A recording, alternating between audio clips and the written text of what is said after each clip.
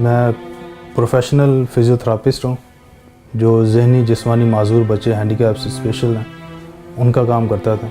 मेरा अपना सेंटर था, Good Shepherd Centre for handicaps and special, और तकरीबन 13 साल से मैं ये चला रहा था, जिसमें मसीही बच्चे भी आते थे अपनी फ़िज़ियोथेरेपी करवाने के लिए, मुसलमान लोग भी थे, हिंदू भी थे हमारे इलाके में, तो मुख्तलिफ़ कौम के लोग आते थे फ़िज़ियोथेरेपी करने के लिए।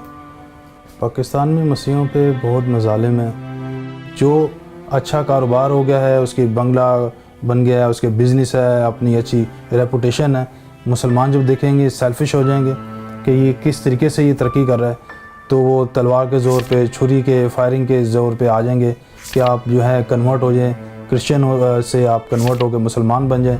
अगर आप अल्लाह को, मोहम्मद को कबूल करते हैं, इस्लाम को, तो ठीक है, अगर नहीं करते तो आपको कत्ल कर दिया जाएगा। और अगर हम बोलते हैं कि नहीं, हम नहीं कबूल करना, तो वहीं पे हमें मारना शुरू कर देंगे, छुरी मार, लकड़ियों से मार, घरों में आग लगा दो। इबादत की हमें यहाँ पे आज़ादी नहीं है। चर्चिज़ में अगर जाते हैं तो वहाँ पे भी हम मसीहों के ऊपर पथराव किया जाता है। चर्चिज़ में आने जाने वाली माँ बहनें जो क्रिसमस में, ईस्टर में, रेगुलर संडे इबादत में जाती हैं, तो उनको आते जाते हरासा किया जाता है, तंग किया जाता है, झूठे इल्ज़ाम लगा देते हैं कि इसने कुरान को फाड़ दिया है, इसने मोहम्मद के ख़िलाफ़ गालियाँ दे दी हैं, तरह तरह के झूठे इल्ज़ाम लगा देते हैं। घरों को जला दिया जा रहा है।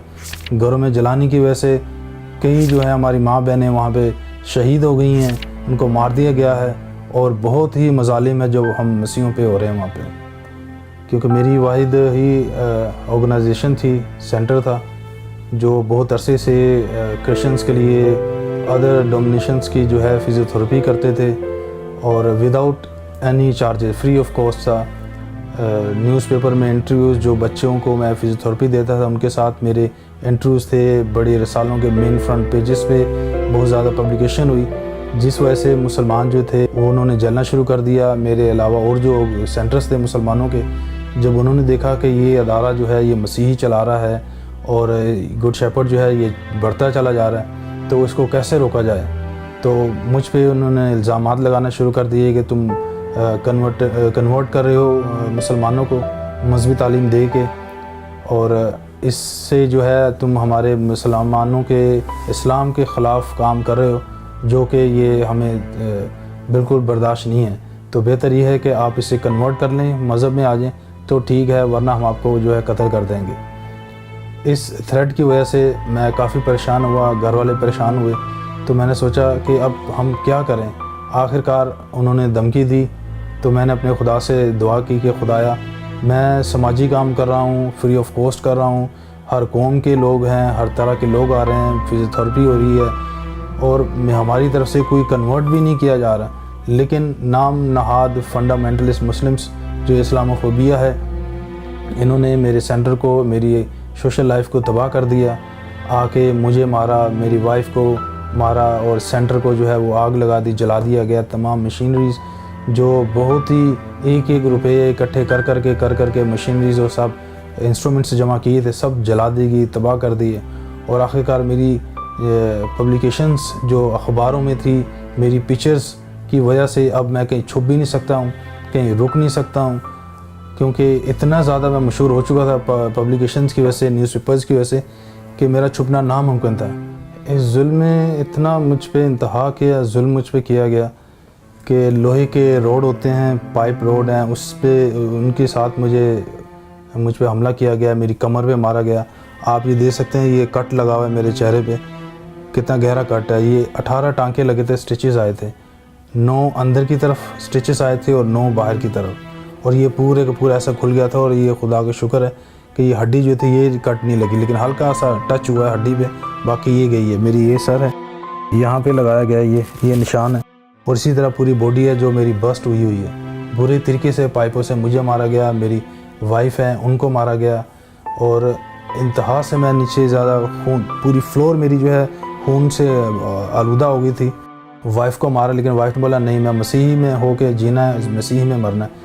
और आज ये वक्त है कि वाइफ के जो है स्पाइनल कॉर्ड में जो है गैप है उस मार की वजह से, और अब वो चल फिर नहीं सकती हैं इस हालत में कि मुझे खुद सहारा दे के उन्हें मूव करना पड़ता है, खुद सहारा दे के बिठाना पड़ता है। इतनी अज़ाब, इतनी मुसीबत ये जो हमने उठाई हैं सिर्फ़ एक फेथ, अपनी मजहबी मजबूती की वजह से कि हम मर सकते हैं लेकिन अपना मज़हब तब्दील नहीं कर सकते। और फिर जब मुझ पर हमला किया गया, मेरे घराने में हमला किया गया, तो मेरे लिए यही बेहतर था कि मैं अपनी ज़िंदगी बचाने के लिए अब वहाँ से जो है पाकिस्तान से कूच करूँ, फ्लड करूँ और अपनी ज़िंदगी बचाऊँ। हम लोग थाईलैंड में सन 2012 में यहाँ पे आए हैं। थाईलैंड में आने के बाद हमें हमारा जो पूरा ज़िंदगी को बचाने के लिए, महफूज होने के लिए हमारा पूरा जो हम मुनस्सर कर रहे थे वो सिर्फ़ UNHCR था, UNO था, जिसका हमें पता था कि हमें यहाँ आना है और चर्च के दी हुई हिदायत और समझाने के मशवरे के मुताबिक यहाँ पे असाइलम अप्लाई करना है। लेकिन जब यहाँ पहुँचे हैं तो यहाँ के हालात को देखने के बाद हम लोग जो पिछले हालात थे उससे ज़्यादा और यहाँ पे परेशान हो गए। एक नई ज़ुबान है, उसके बाद गिरफ़्तारियाँ चल रही हैं, हम अपने घर से बाहर निकल नहीं सकते हैं, ना हम यहाँ पे जॉब कर सकते हैं, ना यहाँ पे हम आज़ादी से चल फिर सकते हैं। अगर घर से निकलते हैं तो पुलिस इमिग्रेशन के गिरफ़्तार करने का ख़तरा हमें 24 घंटे रहता है। इसलिए कि जब हम लोग आए हैं तो हमारे पास सिर्फ 1 महीने का वीज़ा था, टूरिस्ट वीज़ा था, और 30 दिन के बाद जो है उसके बाद हमारा वीज़ा ख़त्म हो गया। ना ही हमारे पास इतने पैसे थे कि पूरी फैमिली, हम 6 अफराद सब जो है वीज़ा लगाते, एक्सटेंड करते। लेकिन इन हालात की वजह से फिर हम लोग ओवरस्टे हो गए। ओवरस्टे के बाद अब हम घर से कहीं निकल नहीं सकते हैं, घर में छुप के गुजारा कर रहे हैं, और पुलिस, इमिग्रेशन, हर तरफ हमें यही ख़तरा रहता है। एक लटकती हुई तलवार है हमारे लिए कि जब भी हम निकलेंगे हमें गिरफ़्तार कर लिया जाएगा, पकड़ लिया जाएगा, तो हम लोग कहाँ जाएंगे। हमारे लिए ये ज़िंदगी पहले से भी ज़्यादा बदतर होती गई।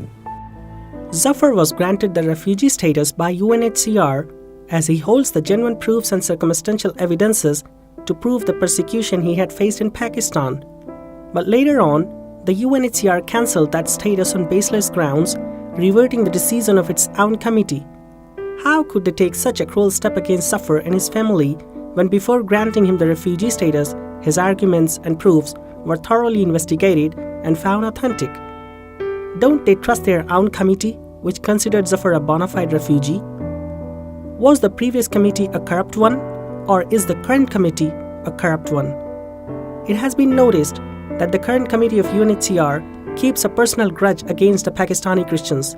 As their cases are deliberately being delayed, they are being encouraged to return to their homeland to face persecution, and the refugee status of those who already have been granted are being cancelled on baseless grounds.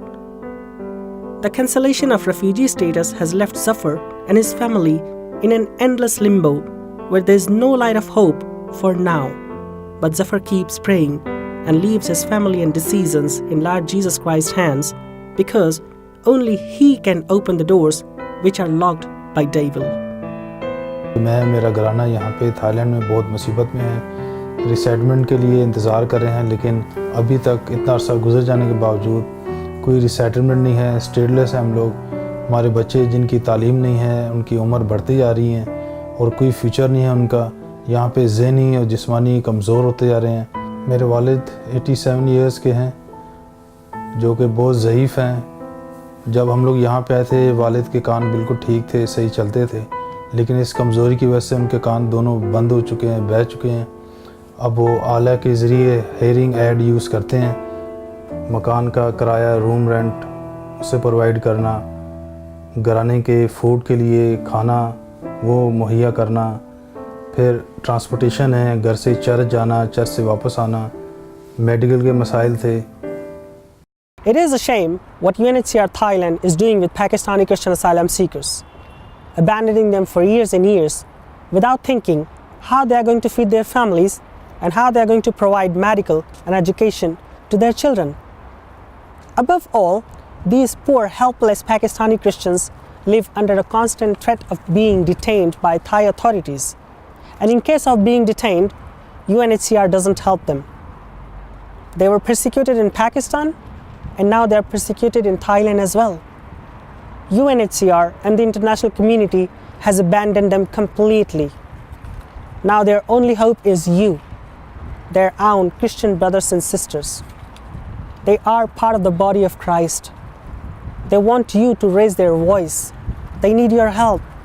Don't let them die. Otherwise there will be no time for regretting or to ask for forgiveness. Help them, please. और मैं बहुत शुक्रगुज़ार हूँ फ़र्क foundation का, जो खुदा ने अपना बंदा मुहैया किया थाईलैंड में। हम लोग और ख़ास तौर पे सीकर्स जो थे बहुत मुसीबतों में थे।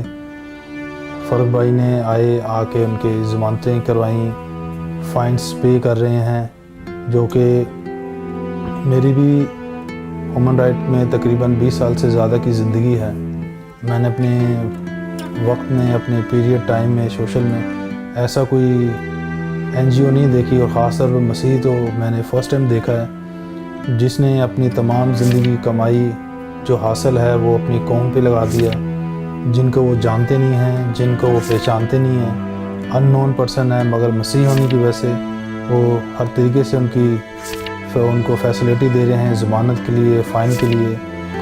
और बेशक उनकी फैमिली जो पीछे बची हुई हैं उनको राशन देना, उनके पैम्पर्स देना, ये सब कुछ एक इंतहाई बहुत बड़ा टास्क है जो उन्होंने किया है और कर रहे हैं।